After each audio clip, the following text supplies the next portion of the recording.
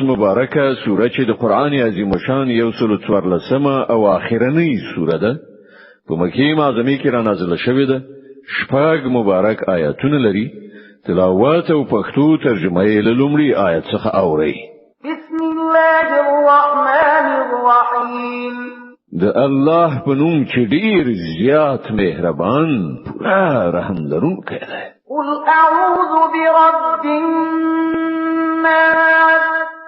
ملك الناس اله الناس من شر الوسواس الخناس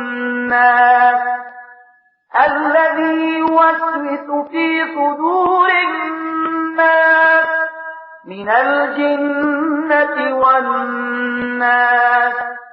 وز پناه ورولم د خلکو پروردگار، د خلکو پاچا، د خلکو حقيقي معبود ته د هغه وسوسه اچون کې له شر څخه چې په وارو وارو راځي هغه چې د خلکو په زړونو کې وسوسه اچوي که هغه له پیریانو څخه وي که له انسانانو څخه.